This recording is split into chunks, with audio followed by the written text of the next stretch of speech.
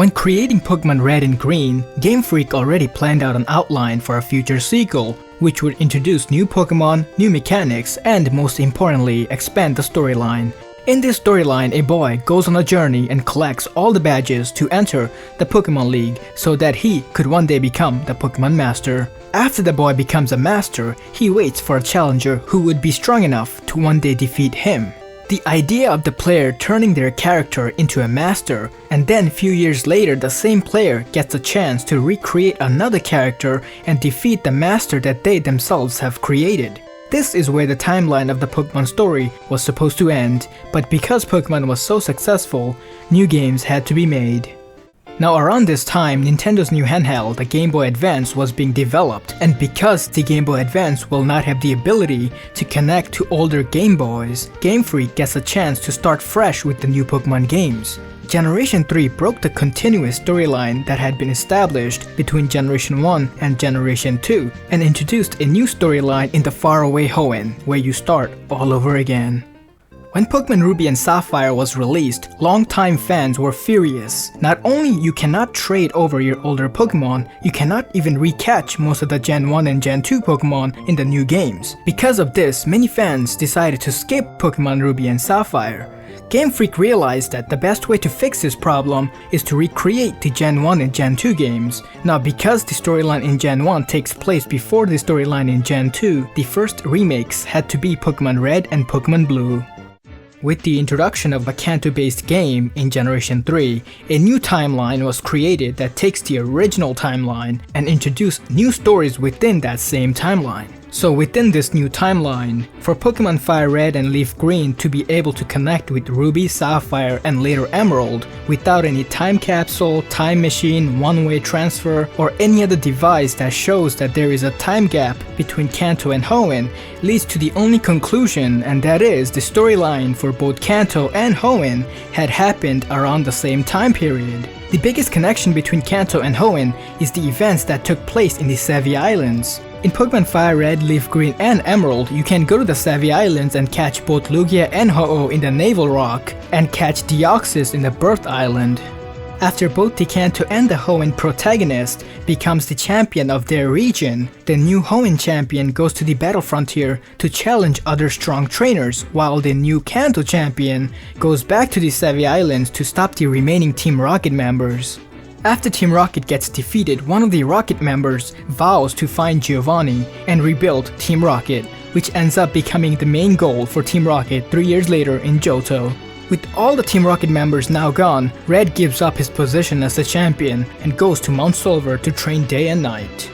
Sometime after the event of Kanto and Hoenn, Blaine moves his gym to Seafoam Island because of the volcano eruption in Cinnabar Island. With Giovanni now gone, Blue becomes the new 8th gym leader, and Lance is left in charge as the Pokemon League champion. 3 years after the event of Kanto and Hoenn, the Johto protagonist starts his or her Pokemon journey, battling trainers and collecting badges every step of the way until the hero encounters Team Rocket and discovers their true plans. A few members of the old Team Rocket are trying to re-establish the Rocket organization, and to do that they need money. For the past 3 years, Team Rocket was working on a device that would force Pokemon to evolve. They finally created the device and used it on Lake of Rage, so that the Magikarp that lives there could evolve into Gyarados. Team Rocket could then catch the powerful Gyarados and sell them for a high price. But their plans backfired because one of the Magikarp that was forced evolved got angry and started to attack everything around it. The Johto hero eventually finds this angry red Gyarados and stops it by either defeating it or catching it. The discovery of a red Gyarados were all over the news, and this is the same news broadcast that the Sinnoh protagonist sees in Twin Leaf Town before starting his or her own journey. Evidence to this being the same red Gyarados from Johto is the cameraman who blocks the entrance to Lake Valor. The cameraman mentions that it was him who filmed the red Gyarados at Lake of Rage. Another link between Sinnoh and Johto is Jasmine. In Heart Gold and Soul Silver, before the player can add Erika's number, you can see that Erika and Jasmine are having a conversation, and Jasmine mentions that she is going to enter the Pokemon contest in Sinnoh. So this means after the Johto protagonist defeats the Elite Four, that is when Jasmine travels to Sinnoh so that she could enter the Super Contest. In Sunny Shore City, Jasmine encounters the Sinnoh protagonist and then competes against the player in the Pokemon contest with the Steelix named Rusty. When Jasmine travels back to Johto, she offers to trade the same Steelix with the Johto protagonist, who by now has defeated all the Kanto Gym leaders. After the Johto hero stops the remaining Team Rocket, the hero goes to Mount Solver for one last battle against Red. Meanwhile, somewhere in the Sinnoh region, the Sinnoh protagonist stops Team Galactic and goes to challenge the Elite Four. After defeating the Elite Four and Cynthia, the Sinnoh hero becomes the new champion of the Sinnoh region.